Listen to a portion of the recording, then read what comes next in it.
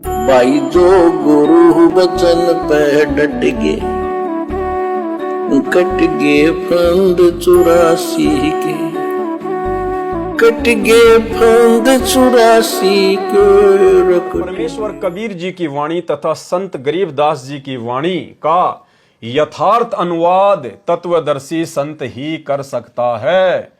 और वो तत्वदर्शी संत सतगुरु रामपाल जी परमेश्वर जी हैं, जिन्होंने यथार्थ अनुवाद कर दिया है। और तत्वदर्शी संत की भूमिका केवल कबीर परमात्मा स्वयं ही निभाता है, दूसरा कोई निभा ही नहीं सकता।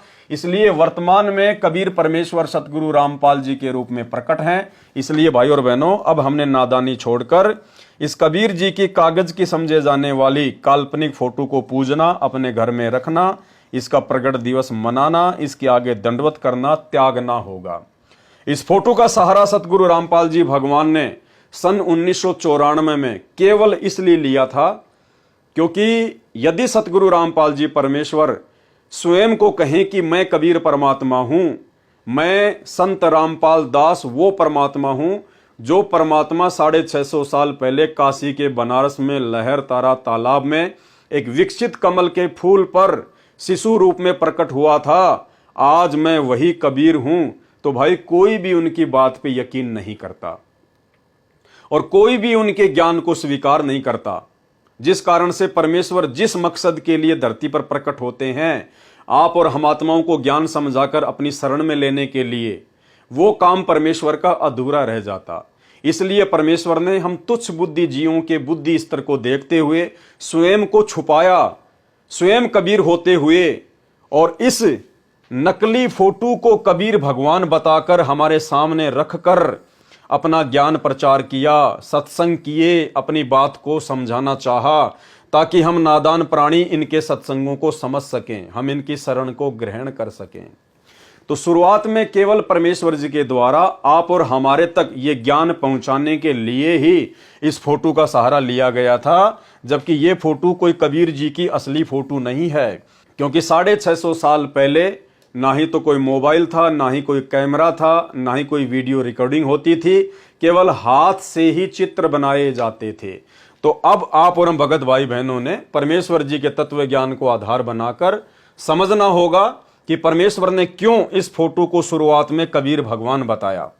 और अब अपने ही सत्संगों में गुरुदेव भगवान ने कई बार इस फोटो को रिजेक्ट कर दिया है, ये कहते हुए कि आप जो ये चित्र देख रहे हैं ये प्रभु का वास्तविक चित्र नहीं है, यानी ये कबीर जी की वास्तविक फोटो नहीं है, वो तो ना जाने किस रूप में आ जाते हैं, उनके तो कितने ही रूप हैं। तो वर्तमान में वही कबीर परमात्मा संत रामपाल जी के रूप में आ गए।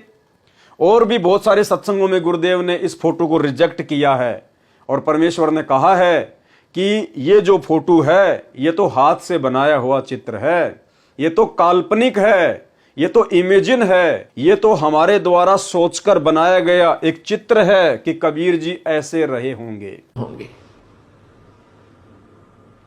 अब पुण्यात्माओं, अब तो ये दास बैठा है, यदि यहाँ परमात्मा इसी मानव शरीर तो है ही उनका, क्योंकि बनारस में 120 वर्ष रहे, और अब भी वो आ जाते। जो हम चित्र देखते हैं प्रभु का, ऐसा चित्र नहीं है। वो तो ना जाने कितने स्वरूप हैं उस मालिक के, वो किसी भी रूप में आकर के अपना ज्ञान बताता है, अपनी प्यारी आत्माओं को अपने चरणों में लगा के भक्ति करवा के सतलोक ले जाता है। अब आज हम भगवान की तलाश कर रहे हैं, और परमात्मा क्या अनमोल वस्तु है, क्या अनमोल है, कितना उसके अंदर गुण है। यदि आज हमें वो मिल जाए, आपके सामने आ जाए, तो आपकी क्या स्थिति होगी। एक बार सोचना, जो भक्त आत्माएं हैं गहराई से सोचे। अब जैसे भूखे को भोजन सामने मिल जाए और निर्धन को सामने धन की थैली नजर आवे, तो कैसी तड़फ होगी उसकी। प्यासे को पानी मिल जावे तो कैसी श्रद्धा करेगा, टूट कर पड़ेगा उसके ऊपर। धन है तो ठाकर सीने का न्यू देख कर भाग लेगा, छुपा जो कि तो इसने कोई देख ना ले। और सामने भोजन है तो ऐसी सब टूट के पड़ जाएगा, फटाफट खाएगा, अपनी जान बचाएगा। ऐसे ही हमें जब परमात्मा आज मिल जाए, आपके सामने आ जाए, क्योंकि हम उसी की तलाश में तो भटक रहे हैं, तो आपकी कैसी श्रद्धा होगी ये आप अपने अपने स्तर से सोच सकते हैं। अब वो भगवान यहां आ जाए, अरदास के स्थान पर बैठकर सत्संग करने लग जाए, क्योंकि ज्ञान तो देना ही पड़ेगा। इसी प्रकार परमेश्वर कबीर जी की वाणी तथा संत गरीबदास जी की वाणी का यथार्थ अनुवाद तत्वदर्शी संत ही कर सकता है। इस भक्ति बोध का हिंदी अनुवाद किया जाएगा, क्योंकि वर्तमान में सभी बच्चे हिंदी तथा अंग्रेजी भाषी हो गए हैं। आने वाले समय में संतों की वाणी को अधिकतर क्षेत्रीय भाषा में बोली गई है। इसको यथार्थ रूप में जानना बहुत कठिन हो जाएगा। अनुवाद कर्ता यानी सतगुरु रामपाल जी परमेश्वर दोनों जुबानों का अनुभव रखता है, यानी हिंदी और अंग्रेजी दोनों भाषा जानते हैं।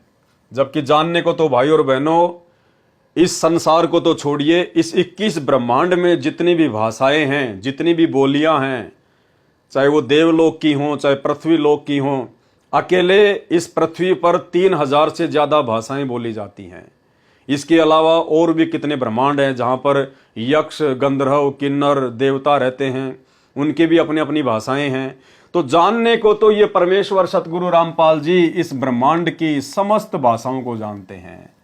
जितने भी 84 लाख प्रकार की योनियों में जीव जंतु हैं, परमेश्वर उनकी भाषा को भी जानते हैं।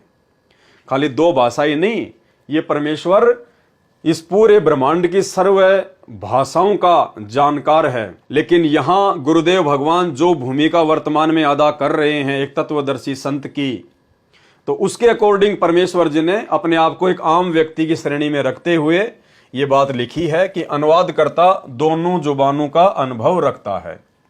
वर्तमान में विश्व में एकमात्र तत्वदर्शी संत है, यानी पूरे विश्व में सतगुरु रामपाल जी ही एकमात्र तत्वदर्शी संत हैं। अनुवादकर्ता का जन्म दिनांक 8 सितंबर 1951 में हुआ था। इस कारण से आज सन 2013 में अनुवाद करने जा रहा हूं, यानी सन 2013 में ही सतगुरु रामपाल जी परमेश्वर जी ने इस पुस्तक का अनुवाद कर दिया था। तो सर्व क्षेत्रीय भाषा के शब्द जो अमृतवाणी में हैं, उनके अर्थ अच्छी तरह जानता हूं। फिर भी अनुवाद में कोई त्रुटि रह जाए तो क्षमा चाहूंगा, वैसे त्रुटि की तो गुंजाइश ही नहीं है। परमेश्वर कह रहे हैं कि फिर भी अनुवाद में कोई त्रुटि रह जाए तो क्षमा चाहूंगा। ये तो देखो परमेश्वर हैं, कुछ भी कह सकते हैं ये जिस भूमिका में हैं। बाकी आप और हमने परमात्मा से प्रार्थना करनी चाहिए कि परमेश्वर आपके द्वारा किए गए अनुवाद को समझने में यदि हमारे से कोई त्रुटि रह जाए तो परमेश्वर हम क्षमा प्रार्थी हैं। हे परमेश्वर, हमें सद्बुद्धि दो परमात्मा, हमारा ज्ञान योग खोलो परमात्मा, इस सूक्ष्म ज्ञान को परमेश्वर आप हमें समझाने की दया बख्शो। परमेश्वर से त्रुटि नहीं होती है, हम तुच्छ बुद्धि जीव हैं, हमारे अंदर त्रुटियां ही त्रुटियां हैं। इसलिए हमने परमात्मा से प्रार्थना करनी है कि परमेश्वर आपके द्वारा किए गए अनुवाद को समझने की सद्बुद्धि प्रदान करो। संत रामपाल जी महाराज, लेखक और अनुवाद। जो गुरु बचन पे डट गे, कट गे फंद 84 के, कट गे फंद 84 के, कट गे फंद 84 के।